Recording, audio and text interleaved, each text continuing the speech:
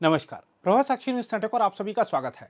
लोकसभा चुनाव के लिए चल रही मतगणना के जो रुझान अब तक सामने आए हैं, उससे स्पष्ट हो गया है कि बीजेपी को अपने दम पर स्पष्ट बहुमत नहीं मिल रहा है। बीजेपी फिलहाल 241 242 सीटों के बीच में झूलती दिख रही है और जिस तरीके से कांग्रेस और अन्य पार्टियों का जो आंकड़ा है वो लगातार बढ़ रहा है, वो बीजेपी के लिए खतरे का संकेत है। फिलहाल जो शुरुआती रुझान हैं, जो अब तक सामने आए हैं परिणाम और रुझान, उसका बात करें तो आपको बता दें कि एनडीए 292 यानी कि जो 272 जो मैजिक फिगर है, यानी सरकार जिस पर बनती है 272 पर, उससे 20 सीटें ज़्यादा लेकर आया है। अगर हम बात करते हैं इंडिया गठबंधन की तो 233 सीटें उनके पास हैं। अब अगर हम सबसे पहले बात करें एनडीए गठबंधन की, तो एनडीए में 292 सीट हैं, जिसमें हमने आपको बताया कि लगभग 242 बीजेपी की हैं, बाकी एनडीए की हैं। आप एनडीए के सारे सहयोगियों के नाम अगर देखेंगे तो चाहे वो जेडीयू हो, चाहे वो टीडीपी हो, चाहे वो शरद पवार की जो पार्टी थी एनसीपी से टूटकर निकली, अजीत पवार की एनसीपी हो, चाहे एकनाथ शिंदे की शिवसेना हो, चाहे आरएलडी हो, चिराग पासवान की पार्टी हो, इन सभी पार्टियों का जो इतिहास है वो एनडीए के साथ रहने का और एनडीए के साथ छोड़ने का रहा है।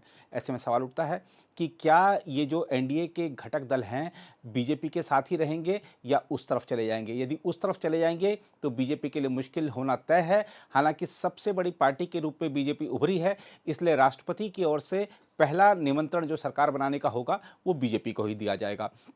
एक चीज़ बीजेपी में जिस तरीके की खबरें आ रही हैं, जो सूत्रों के हवाले से खबरें आ रही हैं, उस पर इस उसको उसके मुताबिक इस बात पर भी बीजेपी मंथन कर रही है कि अगर परिणाम यही रहते हैं, बीजेपी अपने दम पर स्पष्ट बहुमत नहीं लाती है, तो क्या प्रधानमंत्री पद पार्टी के किसी और नेता को सौंपा जाए। क्योंकि नरेंद्र मोदी का जो स्टाइल है काम करने का और जिस तरीके से कड़े और बड़े फैसले लेते हैं, वो स्पष्ट बहुमत के दम पर ही ले सकते हैं। चाहे गुजरात में हमने देखा हो उनका कार्यकाल, या 10 साल केंद्र में प्रधानमंत्री के रूप में उनका कार्यकाल रहा हो।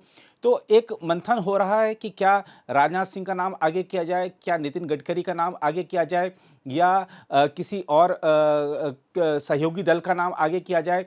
और ख़ास बात तो यह है कि इस तरह इस चुनाव परिणाम और रुझान जो सामने आ रहे हैं, उसके मुताबिक तमाम तरह की जो रिपोर्ट्स आ रही हैं वो दिखा रही हैं कि जेडीयू भी नीतीश कुमार का नाम आगे बढ़ा सकती है। टीडीपी के प्रमुख चंद्रबाबू नायडू भी वो ब्लैकमेल की राजनीति करते रहे हैं, हो सकता है कि दबाव की राजनीति वो फिर से करें। तो देखना होगा कि क्या नरेंद्र मोदी के नाम पर सहमति बनती है प्रधानमंत्री पद के लिए, या किसी और नेता का नाम आगे बढ़ाया जाता है।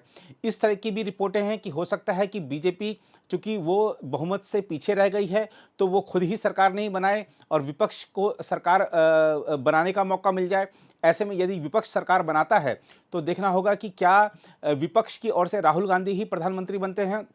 वैसे अगर कांग्रेस का इतिहास उठाकर देखेंगे तो चाहे केंद्र की बात हो, चाहे राज्यों की बात हो, कांग्रेस ने हमेशा बीजेपी को रोकने के लिए अगर जरूरत पड़ी है तो किसी और सहयोगी दल का या किसी और दल के व्यक्ति को, यहाँ तक कि अगर इतिहास तो ये भी है कि चंद्रशेखर, जो कि एकमात्र सांसद थे अपनी पार्टी के, उनका नाम भी प्रधानमंत्री पद के लिए आगे बढ़ा दिया था। तो कांग्रेस का प्रयास रहता है कि बीजेपी को रोका जाए, चाहे भले ही उसके लिए प्रधानमंत्री पद की या मुख्यमंत्री पद की कुर्बानी देनी पड़े। किसी और का नाम आगे बढ़ा दीजिए, थोड़े दिन उनको चलने दीजिए, अस्थिरता पैदा करिए, उसके बाद चुनाव में जाइए और फिर लोगों को लगता है कि कांग्रेस ही स्थिर सरकार दे सकती है, तो फिर कांग्रेस को बहुमत मिलता रहा है। ऐसा इतिहास में कई उसके उदाहरण भी हैं।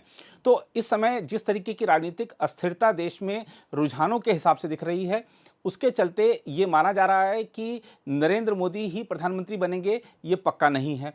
क्योंकि हमने आपको बताया कि बीजेपी अपने दम पर स्पष्ट बहुमत नहीं ला पाई है। एनडीए को हालांकि बहुमत मिलता दिख रहा है, लेकिन क्या नरेंद्र मोदी, जिन्होंने आज तक गठबंधन सरकार का नेतृत्व तो नहीं किया है और जो अपने गठबंधन की बैठकें भी सिर्फ चुनाव के समय करते हैं, और चाहे जब अकाली दल छोड़ के गया हो, चाहे उद्धव ठाकरे वाली शिवसेना एनडीए का साथ छोड़कर गई थी, तब सभी ने कहा था कि एनडीए की कोई बैठक नहीं होती है। तो जिन नरेंद्र मोदी को गठबंधन सहयोगियों को साथ लेकर चलने का उनका कोई इतिहास नहीं रहा है, जिनके पास गठबंधन सरकार चलाने का अनुभव नहीं है, क्या वो नरेंद्र मोदी गठबंधन सरकार का नेतृत्व करने के लिए इच्छुक होंगे, ये देखने वाली बात होगी। हालांकि ये बात तय है कि बीजेपी में जो नेताओं की प्रतिक्रिया आ रही हैं वो यही बता रहे हैं कि नरेंद्र मोदी ही एक बार फिर से प्रधानमंत्री बनेंगे, लेकिन अंदरूनी सूत्र ये भी बता रहे हैं कि बीजेपी में इस बार इस बात पर मंथन चल रहा है कि सरकार बनाई जाए या नहीं बनाई जाए। इस आंकड़े अगर यही आंकड़े रहते हैं, बीजेपी में इस बात पर भी मंथन चल रहा है कि नरेंद्र मोदी को ही प्रधानमंत्री बनना चाहिए या किसी और को कमान सौंपी जानी चाहिए।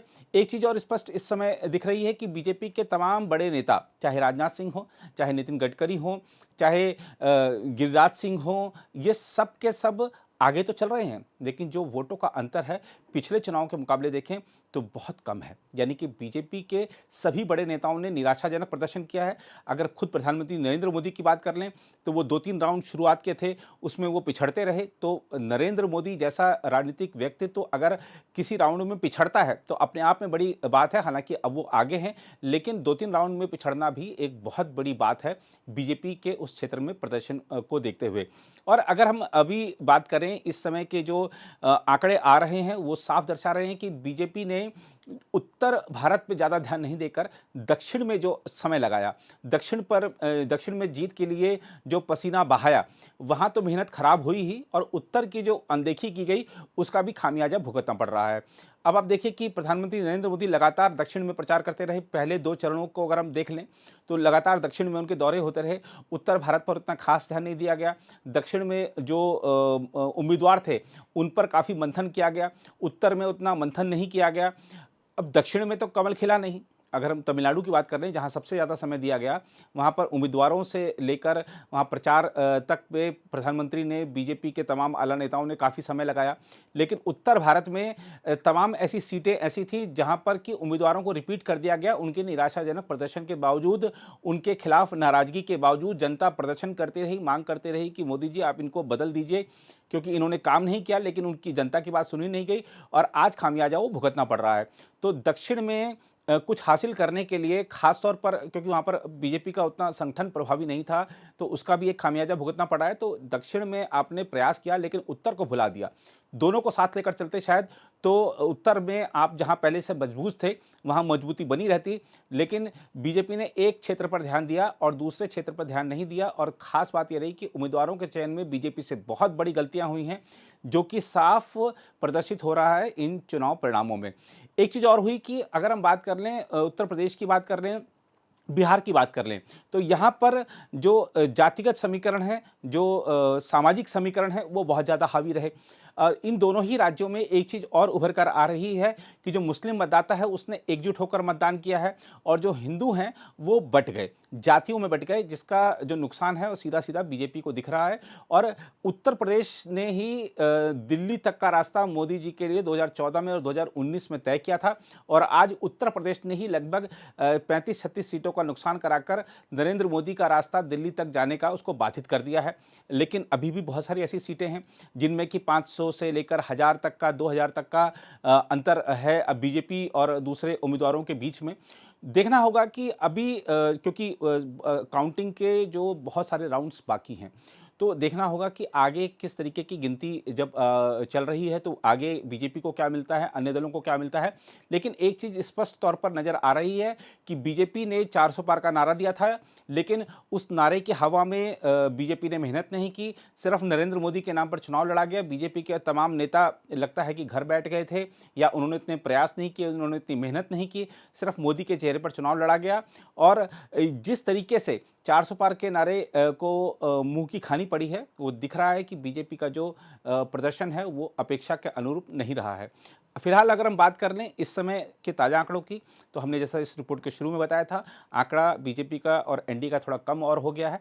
290 पर अभी एनडीए है और 235 पर इस समय इंडिया गठबंधन है। इंडिया गठबंधन के तमाम नेता भी दिल्ली में हैं, सभी लोग बैठ के कर रहे हैं। अंतिम परिणाम क्या रहते हैं उसके आधार पर क्या कदम उठाना है, राष्ट्रपति से मिलना है या और गठबंधन दल को, गठबंधन के नेताओं को किस तरीके से क्या कदम उठाना है, जो एनडीए के जो घटक दल हैं क्या उनको कोई ऑफर देना है। तो तमाम तरह की रणनीतियों पर इस समय चर्चा हो रही है। सोनिया गांधी प्रियंका गांधी के घर पहुंची हैं, राहुल गांधी भी वहां पहुंचे हैं और इंडिया गठबंधन के तमाम नेता दिल्ली में मौजूद हैं। कांग्रेस मुख्यालय में कांग्रेस पार्टी के बड़े नेता मौजूद हैं। जिस तरीके से कांग्रेस ने, और इस कांग्रेस की एक बड़ी मजबूती आप देखिए पंजाब में भी आ रही है। पंजाब में आम आदमी पार्टी के साथ गठबंधन नहीं किया था, कांग्रेस ने, वहाँ पर कांग्रेस लगभग 7 सीटों पर बढ़त बनाए हुए है। तो कांग्रेस को जो वापसी की है कांग्रेस ने पंजाब में, उससे भी पार्टी में बहुत खुशी है और चंडीगढ़ सीट वापस कांग्रेस लेती दिख रही है। मनीष तिवारी ने सीट बदली थी और वो कामयाब होते दिख रहे हैं, ये एक बड़ी बात है। लेकिन और अगर हम राज्यवार अगर थोड़ा सा आपको बता दें, फिलहाल अगर आंकड़ों में जिस पर सबकी ज़्यादा नजरें हैं, अगर हम उत्तर प्रदेश की बात करें तो जो एनडीए है वो लगभग 36 पर और इंडिया गठबंधन 41 पर है। महाराष्ट्र की बात करें तो 29 पर एनडीए है और 27 पर इंडिया गठबंधन है। इसी तरीके से वेस्ट बंगाल, देखिए वेस्ट बंगाल जो है सबसे चौंकाने वाले नतीजे वहीं से आ रहे हैं, क्योंकि माना जा रहा था कि टीएमसी का सूपड़ा साफ हो गया है, चाहे भ्रष्टाचार की बात हो, चाहे अराजकता की बात हो, चाहे अगर हम बात करें वहाँ पर महिलाओं पर अत्याचार की, तो सबसे ज़्यादा खबरें वहीं आती थी। सबसे ज़्यादा जो ईडी की रेड्स हैं लगभग वहीं पे देखी गई बंगाल में, और वहीं से नोटों के बड़े-बड़े बंडल वहाँ पर पकड़े गए। इस तरीके की टीवी पर आपने भी तस्वीरें देखी होंगी। लेकिन टीएमसी वहाँ पे कमाल कर रही है, 31 सीटें जीतती दिख रही है और बीजेपी ने जो पिछला प्रदर्शन था 18 उससे फिसलकर वो 10-11 इसके आसपास सिमटती दिख रही है। बिहार में 34 एनडीए और 4 पर इंडिया गठबंधन जाता दिख रहा है। लेकिन अभी हमने जैसा आपको बताया कि कुछ जगहों पर तो 5-6 ही राउंड हुए हैं जो काउंटिंग के, कुछ जगह 8 हो गया है, कुछ जगह 10 हो गया है। अभी 21-22 जो चरण हैं काउंटिंग के वो होने हैं, तो इसलिए थोड़ा सा हमको और इंतजार करना होगा और अगली रिपोर्ट में हम आपके सामने फिर पेश होंगे शुरुआती रुझान लेकर। लेकिन हमने जैसा आपको शुरू में बताया था और अभी थोड़ी देर पहले बताया, एनडीए का आंकड़ा एक बार फिर कम हो गया है। ये रिपोर्ट खत्म करते भी 289 पर एनडीए और 236 पर इंडिया गठबंधन। फिलहाल इस रिपोर्ट में इतना ही। देश दुनिया की बाकी खबरों के लिए बने रहें प्रभा साक्षी के साथ। अगर आप भी लेना चाहते हैं देश दुनिया की तमाम जानकारी तो आज ही सब्सक्राइब करें हमारे चैनल को। साथ ही नीचे दिए बेल आइकन को जरूर दबाएं ताकि हर अपडेट आप तक पहुंच सके।